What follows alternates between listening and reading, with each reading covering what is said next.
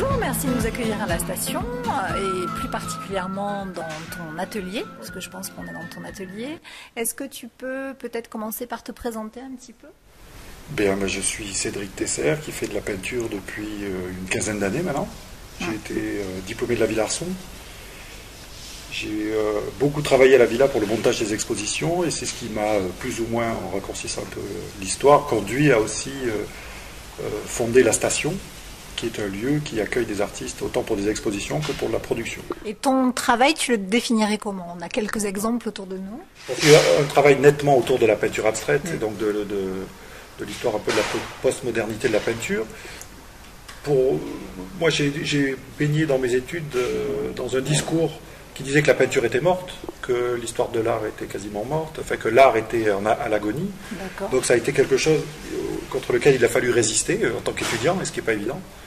Et heureusement que certains professeurs comme Noël Dola ou d'autres ont donné quelques éléments pour pouvoir poursuivre dans cette veine-là.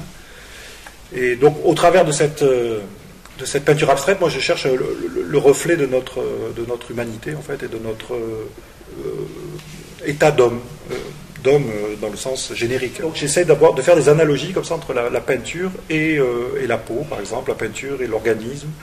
Et pour ce faire, j'utilise beaucoup la pesanteur, la gravité. Moi je travaille beaucoup avec les défauts. En fait, toutes ces peintures-là, toute cette catégorie de peinture que j'utilise principalement leurs défauts en fait. C'est-à-dire, ça, c'est tout ce que les ingénieurs s'évertuent à vouloir éviter, les coulures, pareil. Et de cette chose-là, j'essaie d'en changer la hiérarchie, en fait, de le remettre à une autre place. Je répands une grande quantité de peinture sur cette surface. Je répands même trop, en fait. Et je l'étale à la main. J'essaie comme ça, au toucher, de varier les épaisseurs. Et ensuite, je laisse sécher. Et quand c'est sec, ça forme une peau. Et cette peau agit quasiment comme un miroir, en fait. Elle est tendue et elle est très nette. Et ensuite, quand la peau est assez solide, j'accroche le tableau, je le redresse, donc je le mets verticalement. Et donc tout ce qui est coincé entre la peau et le support du tableau va se mettre à glisser ou former ces plis ou ces ridules. Enfin ici, puis il y a des bulbons. Ces deux séries, c'est vraiment le fondement de mon travail. C'est les deux premières sur lesquelles j'ai travaillé, après avoir eu mon diplôme. Et là, donc, je fais un travail de ponction de peinture dans un pot avec une seringue, j'aspire une dose, et ensuite je la propulse en haut du tableau, comme ça.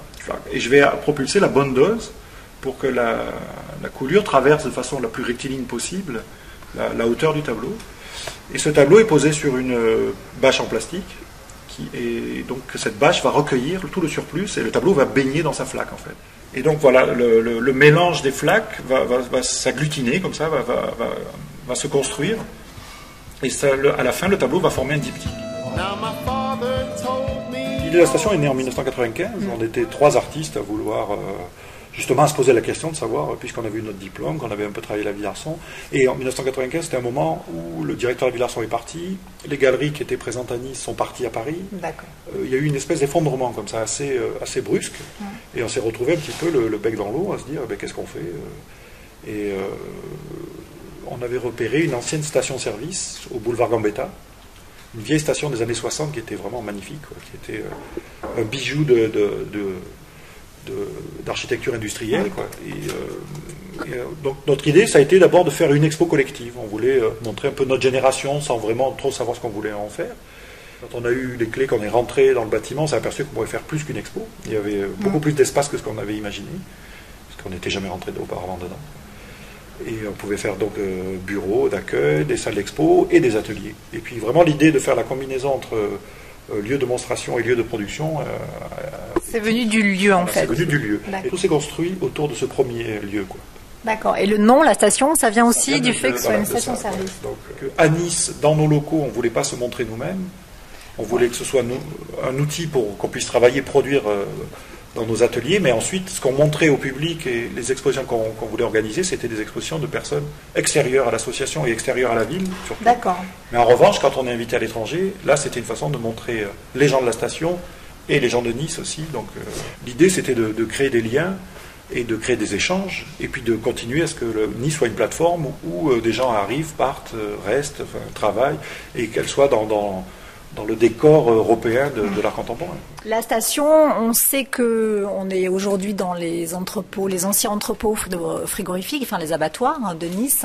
Donc nous, depuis octobre 2009, on est ouvert au public. On a déjà attaqué des collaborations avec des écoles du quartier, des écoles maternelles et primaires, où on fait faire des visites aux élèves. Ils ont fait aussi de la musique. Ici, ils ont créé un morceau de musique où ils ont fait un CD, une pochette. Enfin voilà, un travail comme ça avec le quartier qui se passe de façon très naturelle. Avec les gens du quartier aussi, les voisins qui viennent. D'abord, ils sont venus par curiosité pour revoir l'intérieur du bâtiment. Oui, j'imagine, ouais. Et puis finalement, il y en a certains qui reviennent régulièrement, fidèlement. Et puis voilà, le public aussi nous a suivis. Notre public et même a grossi, puisqu'on reçoit beaucoup plus de monde qu'avant. Et voilà.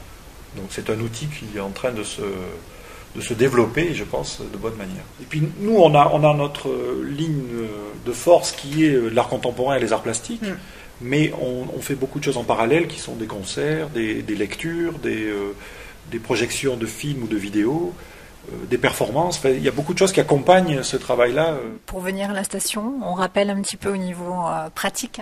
C'est quelle station de tram?